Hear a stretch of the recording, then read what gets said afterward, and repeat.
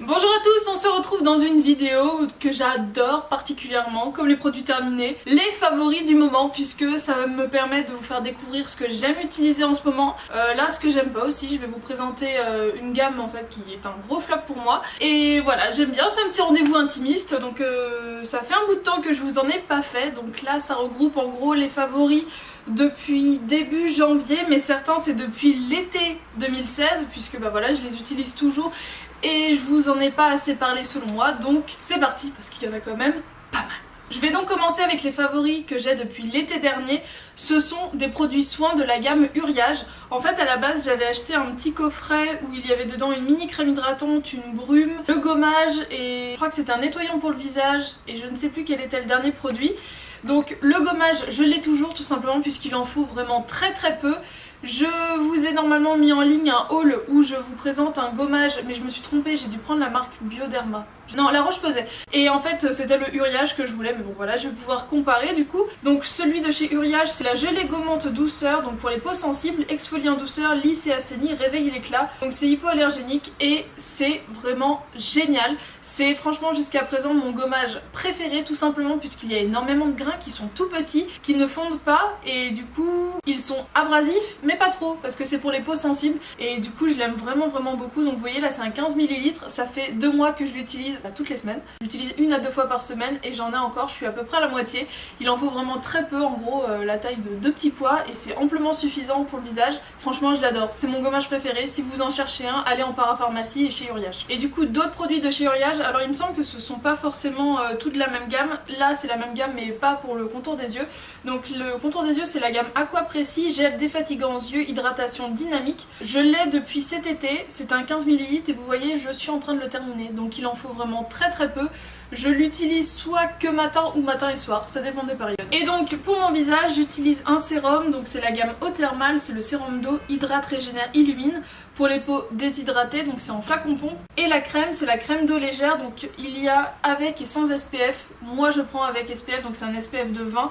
Hydrate, protège et illumine, c'est pour les peaux normales à mixtes. Donc le sérum il me semble que c'est le seul, mais pour la crème il y a également une version riche pour les peaux sèches. Je l'ai utilisé du coup été, automne, hiver. J'avoue qu'à un moment, l'hiver j'ai eu une petite plaque de sécheresse par là, où j'ai dû avoir recours à un masque vraiment très hydratant. Je vous en parlerai du coup, mais plus tard, puisque je ne l'ai pas avec moi ici. Donc ce sera pour les prochains favoris, quand je l'aurai un peu plus testé pour voir si c'était pas juste un coup de chance. Voilà, il y a juste eu une semaine sur les 6 derniers mois où ma peau a eu besoin d'un peu plus d'hydratation. Et voilà, c'est génial, franchement pour l'instant j'ai pas envie d'en changer. Je vous les ai également présentés dans un haul récemment. Ce sont donc des baumes à lèvres, enfin des produits pour les lèvres de chez Sephora. Donc en fait le jaune, alors gros point noir, pour l'instant il reste dans ma coiffeuse donc il n'y a pas de souci, mais c'est des emballages en carton. Donc si c'est des produits que vous souhaitez mettre dans votre sac à main et promener tout le temps, qui tapent dans tout, enfin je pense qu'ils vont pas faire long feu. Le produit jaune c'est un gommage pour les lèvres au miel et ce truc est juste trop bien. Ça se présente voilà en stick, plusieurs marques en ont fait maintenant, c'est pas nouveau, mais c'est l'odeur, ça sent vraiment le miel. Et à la fin, après le gommage, on a une sorte de pellicule grasse sucrée qui reste. J'adore, et même en essuyant, en fait moi j'aime pas garder les petits grains et les peaux mortes, donc voilà je passe un mouchoir pour retirer et il reste quand même une sensation de grasse avec un goût de miel en fait, donc j'adore. Et le baume à lèvres, moi j'ai pris celui à l'amande, voilà, je suis une fan d'amande, hein, ça ne changera pas. Donc il ne fait pas vert sur les lèvres et il hydrate tellement bien. Là j'avais mal aux lèvres depuis plusieurs jours, je l'ai mis 2 ou 3 fois. Plus de soucis. Je vais enchaîner avec ce qui concerne le maquillage et d'abord ce produit de chez Sephora. Donc c'est une éponge nettoyante pour pinceau, donc ça se présente dans un petit boîtier et dedans vous avez une éponge noire. Alors je pense très clairement qu'en magasin de décoration, ce genre de choses, on peut trouver ce genre d'éponge. Je crois que c'est pour mettre les fleurs artificielles ou des trucs comme ça, mais bon là le packaging, le format, le conditionnement, la façon dont c'est présenté fait que c'est vraiment hyper pratique parce que ça prend pas beaucoup de place, ça prend à la place d'une poudre et ça enlève vraiment bien l'excédent de poudre sur les pinceaux. C'est que la poudre, c'est pour les fards à paupières poudre, mais par exemple si vous utilisez un rose nacré et que vous voulez passer un beige, il n'y a pas de souci, vous pouvez, votre pinceau, même s'il est encore légèrement teinté, vous n'avez plus du tout de rose et vous pouvez repartir avec une autre couleur. Alors, vous n'avez pas le temps, Ça ne vous dispense pas de nettoyage, mais pour espacer les nettoyages, c'est vraiment top. Pour les lèvres, j'ai 2 produits à vous présenter. Donc vous voyez, tout vient du même haul et franchement j'ai trop aimé. Donc ça fait, même si les vidéos sont très proches, ça fait quand même quelques semaines maintenant que j'ai acheté tous ces produits, donc j'ai vraiment pu les essayer. Donc là je porte celui-ci, ce sont donc les Lip Paint Laker de chez L'Oréal. Et donc là c'est le 102, le Darling Pink, et sinon j'ai le 205, le Apocalypse Red, Laker mat, mais le mat reste crémeux. Le Laker reste vraiment lui pas brillant, c'est pas des paillettes mais un peu vinyle crémeux. Voilà, c'est pas non plus hyper brillant, mais ça l'est plus que celui-ci. Mais celui-ci n'est pas mat mat, c'est plus crémeux mat et lui plus vinyle brillant. Je sais pas si je suis claire, mais en attendant au niveau de la tenue ils sont vraiment pas mal du tout. J'aime beaucoup le pinceau, il est vraiment hyper pratique puisqu'il a une forme à moitié biseautée, ce qui fait que c'est relativement précis. Surtout moi au niveau de mon arc de Cupidon c'est hyper petit, donc c'est pas forcément toujours facile, genre avec les rouges à lèvres vraiment en tube qui sont ronds, ces zones là c'est juste une catastrophe. Je suis obligée de venir à chaque fois avec un pinceau à lèvres, sinon clairement je m'en mets partout. Là du coup la forme est vraiment très bien pour les personnes qui ont des lèvres fines comme moi, et ben franchement c'est top. La tenue est super bien, l'odeur est juste géniale, franchement là ils étaient en promo chez Leclerc, donc c'est pour ça que je les ai pris pour tester et j'en suis super contente. Je passe maintenant à un mascara, donc j'achète très peu de mascara de grande marque chez Sephora parce que le prix, tout de suite 35 € dans un mascara ça fait mal, mais je m'étais acheté il y a quelques temps en solde un mascara de chez Givenchy, donc ça doit être le Couture il me semble, Noir Couture et Black Satin pour être plus précis au niveau de la couleur. Et je l'avais donc pas encore ouvert, donc je l'avais eu en coffret, je l'avais dû l'avoir à moins 30 ou moins 40%. Et au début c'est vrai que j'étais très sceptique. En fait je l'avais acheté aussi parce que la brosse m'intriguait, voilà, c'est 3 petites boules. Et au début l'application n'était pas si évidente que ça, le mascara était très liquide, j'avais l'impression de faire des paquets mais vraiment d'agglomération, c'était pas des paquets dégueulasses, c'était plus les cils qui se collaient entre eux. Et je comprenais pas trop pourquoi du comment. Donc j'ai fini par l'appliquer lui et après rappliquer un mascara qui à la limite est un peu sec, histoire de reséparer mes cils. Et là aujourd'hui en fait j'ai fait l'inverse, j'en ai mis un qui est plus allongeant et qui sépare les cils, c'est un de chez Estée Lauder que je vous ai déjà présenté pas mal de fois, et du coup je l'ai appliqué lui après et là j'ai beaucoup aimé le résultat. Mais pourquoi il est dans mes favoris puisqu'il fait des paquets, vous me direz-vous? Tout simplement puisque à force de l'appliquer, au bout d'une semaine à peu près, je me suis dit il y a un truc qui est pas comme d'habitude, mes cils je les trouve plus beaux, plus longs. Au final avec d'autres mascaras c'est plus facile de l'appliquer, genre ils se mettent bien en frange, bien droite, tout bien. Et j'ai été vérifier sur le site de Sephora et effectivement c'est un mascara qui en gros régénère, fortifie et compagnie.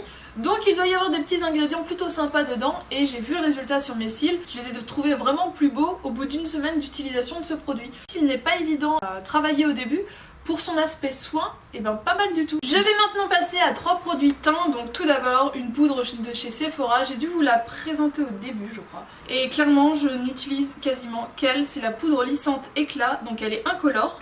Et voilà où j'en suis, donc quand je dis que j'aime, c'est que j'aime vraiment. Et ce qui est cool c'est que pour l'instant elle ne s'effrite pas, donc je passe le pinceau en tournant dedans et ça se retire de façon homogène. Elle m'a tenu aussi pas mal de temps, je pense que je l'ai depuis au moins cet été. Et clairement je la rachèterai parce qu'elle ne coûte pas très cher et elle fait super bien son job. Et par-dessus n'importe quel fond de teint, n'importe quel bébé crème, j'ai toujours adoré. Au niveau des blushs, j'en ai 2, c'est donc tout d'abord le Rocketer de chez Benefit, qui est je pense très connu, et un autre de chez MAC qui est le Rosy Outlook, donc c'était de la gamme Pro Longwear. Vous voyez au niveau de la couleur c'est quand même dans la même famille, sauf que lui est beaucoup plus lumineux. Là c'est une sorte de fini un peu mat, mais ça fait quand même un peu satiné, mais c'est quand même assez mat. Ça fait un fini velouté en fait. Je change énormément de vernis, mais ces derniers temps j'ai vraiment eu un gros coup de cœur pour 2. Donc un de chez Opi, c'est le Bizarre in a Prosecco. C'est un vernis beige rosé mais très beige quand même. C'est pas du blanc, c'est pas un blanc blanco et du coup je trouve ça beaucoup plus classe. Et l'autre couleur c'est un ici, c'est celui que je porte actuellement, c'est le Vested Interest et en fait c'est une sorte de vert grisé. Je l'avais trouvé chez Saga. Donc je l'avais payé une misère et je le trouve juste parfait pour la saison. Et voilà, avec des tenues relativement simples, je trouve que ça fait le truc qui reste simple, qui reste classique, voilà, c'est pas un bleu électrique, un orange ou un truc comme ça, mais c'est pas rose quoi, c'est pas rose, c'est pas rouge, ça change et je trouve ça super joli. Je vais maintenant passer à tout ce qui est corps et cheveux et tout d'abord une gamme de chez Bath Body Works que j'utilise enfin. J'utilisais la brume corporelle depuis un petit bout de temps, mais c'est le gel douche et surtout le gommage de la gamme Peach Honey and Almond. On va le faire en français parce que sinon je vais bugger pendant 10 ans. Pêche, amande et miel. C'est au beurre de karité et à la vitamine E. Donc voilà, je ne l'ai pas tant utilisé que ça, tout simplement puisque je l'utilise que quand je fais le gommage. Donc déjà l'odeur je l'adore, mais ça je l'adorais déjà avec la brume corporelle. Je ne suis pas sûre qu'ils la font encore, mais c'est pour vous dire que les gommages The Body Shop sont... les gommages Bath Body Works sont vraiment bien.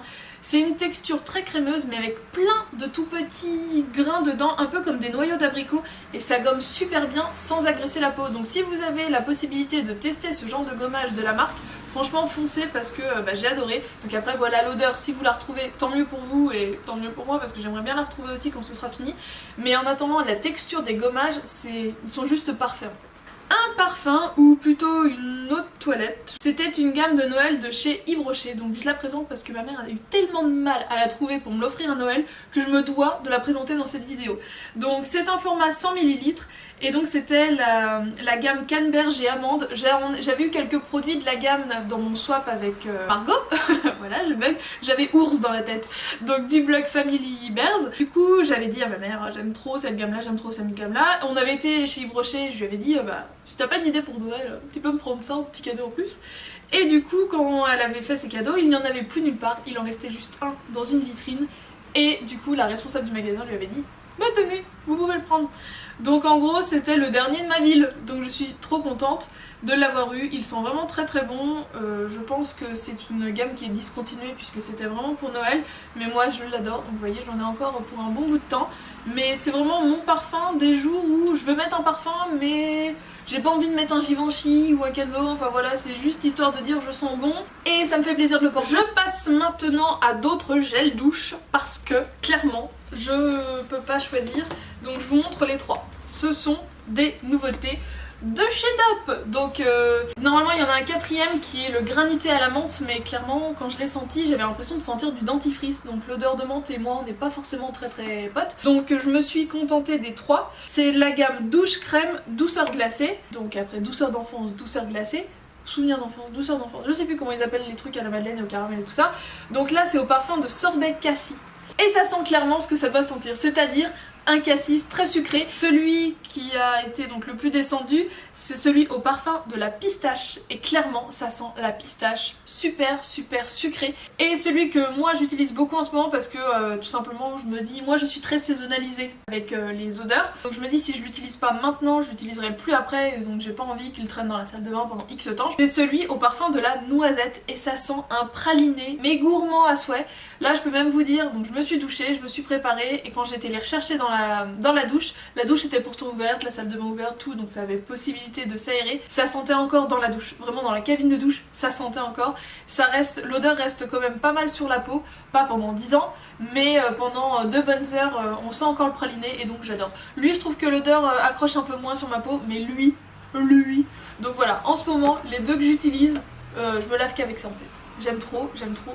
Je pense que je leur accorderai une vidéo toute particulière parce que c'est vraiment des produits que j'aime beaucoup. Mais du coup, pour vous en reparler vraiment sur le long terme, là je vous dis que je les aime, mais je voudrais vous en reparler sur le long terme. C'est les nouveaux produits pour les cheveux de chez L'Oréal de la gamme Botanical Fresh Care. Donc à la base j'avais testé celui pour les cheveux colorés puisque du coup je m'étais fait refaire une couleur pour rattraper ma couleur naturelle, donc là c'est naturel et à partir de là en gros c'est coloré. Et du coup pour prolonger l'éclat j'ai voulu tester ça puisque j'avais plus de produits pour les cheveux colorés. C'est censé être pour les cheveux ternes ou colorés, donc c'est bien aussi donc pour apporter de l'éclat et compagnie. Et ce qui est vachement top c'est que, donc là je suis en train de regarder le shampoing, donc flacon pompe hyper pratique. Préparation hydratante infusée d'huile de géranium pour révéler l'éclat de la chevelure, sans silicone, sans parabènes, sans colorant. C'est un grand format de 400 ml. Après shampoing, enfin le baume démêlant, c'est un 200 ml. Et le masque, qui se présente dans un petit pot comme ça, c'est également un 200 ml. Infusé à l'huile de géranium, au début je me suis dit c'est quoi ça? Ça sent quand même très fort, je vais pas dire le produit à toilette, mais ça sent la plante quoi. Ça sent la plante, c'est pas une odeur gourmande, ça sent un soin à la plante. Mais l'odeur ne reste pas sur les cheveux, j'ai dû l'utiliser déjà pendant au moins 3 semaines.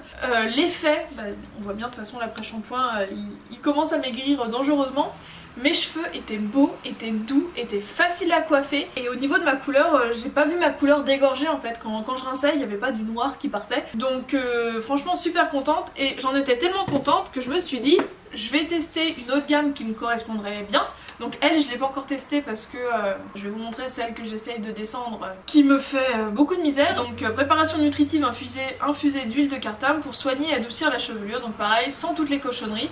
Donc cette fois-ci, le packaging est plus orangé, jaune orangé que pour les cheveux colorés, c'est plus rose. Et je me suis surtout tournée vers ces produits-là tout simplement parce que je cherchais des choses sans silicone parce que quand j'ai été refaire ma couleur, ma coiffeuse m'a dit oula, votre cuir chevelu là il fait la gueule, il dit stop au silicone, arrêtez vite. Donc voilà pourquoi j'y suis passée. Et les démangeaisons que je pouvais avoir ont disparu du jour au lendemain. Donc c'est bien qu'il y avait un problème. Et donc le problème venait de ces fameux flops qui est cette gamme là, donc chez Carrefour, de la gamme Les Cosmétiques, donc Nectar of Nature. Je vous avais déjà présenté l'après-shampoing puisque j'en avais acheté un lot. L'après-shampoing était pas mal, je vous en reparlerai d'ailleurs dans mes produits terminés puisque donc j'ai fini l'après-shampoing. L'après-shampoing tout seul était pas mal même s'il en faut beaucoup pour qu'il soit efficace par rapport au petit marseillais par exemple. Et donc là c'est le shampoing gainant à l'avocat et aux karités, donc c'est pour les cheveux très secs, rebelles ou frisés. Vous voyez que je le descends, je l'ai beaucoup descendu sur ma tête mais maintenant je le descends avec mes pinceaux parce que clairement je ne peux plus. Mes cheveux je les trouvais secs très vite après, mon cuir chevelu me grattait et du coup je les trouve pas si efficaces que ça. Et donc le masque c'est masque gainant à l'avocat et aux karités. Alors lui c'est pareil, j'essaye de le descendre, il m'en reste un fond, je pense que j'en ai encore pour 5 ou 6 utilisations. C'est clairement une gamme que je ne rachèterai pas après. Nous allons maintenant parler bouffetance et qui dit bouffetance dit caramel. Et je vais vous élire tout simplement mes caramels préférés. Donc après je suis pas à l'abri d'une belle rencontre, d'une belle découverte, tout ça. Mais ma crème de caramel préférée jusqu'à présent c'est la Carabrise. Donc je l'ai en grande surface, ça coûte à peu près 5 € le pot, donc clairement crème de caramel préférée de chez Préféré. Elle est onctueuse, elle s'étale bien. L'autre que j'aime beaucoup c'est de la marque Le Petit Brézou et cette fois-ci c'est le coulis de caramel. Donc à la base j'avais pris un petit flacon et là c'est le grand. Dites pas oh là là tout ce qu'elle a bouffé. Non c'est bon, ça je l'ai depuis au moins 5 ou 6 mois et clairement c'est mon coulis de caramel préféré. J'adore mettre ça, donc ça c'est pour mettre sur les crêpes, les gaufres et ça c'est pour mettre dans le fromage blanc. Ah c'est une tuerie. Je l'ai essayé en crème de caramel de cette marque là et clairement j'ai pas aimé. Donc je sais pas pourquoi, parce que autant là j'adore, autant là j'aime pas. Donc est-ce que c'est parce que je le trouvais trop liquide? Je ne sais pas. Mais voilà, le Petit Brézou et Carabrise, c'est mes potes de caramel. Et pour finir de la chipster de chez Vico. Clairement. Moi je suis une adepte de la chips salée toute simple, on n'en parle plus, même pas ondulée, normale, à l'ancienne, classique. Mais là, c'est de la gamme chips Kettle Cooking, très croustillant, ce qui veut dire cuisson façon chaudron, une cuisson douce et lente. Et c'est au goût chili doux et poivron. Et clairement, elle déchire. Et bien voilà, j'espère que cette nouvelle vidéo concernant mes gros favoris et quelques petits flops du moment vous a plu. Je vous fais d'énormes bisous. N'hésitez pas à me partager quels sont vos favoris, vos coups de cœur, vos attentes du moment. Je vous fais de gros bisous. Je vous l'ai déjà dit, mais je vous le redis parce que j'y tiens. Et je vous dis à très bientôt dans une prochaine vidéo. Ciao.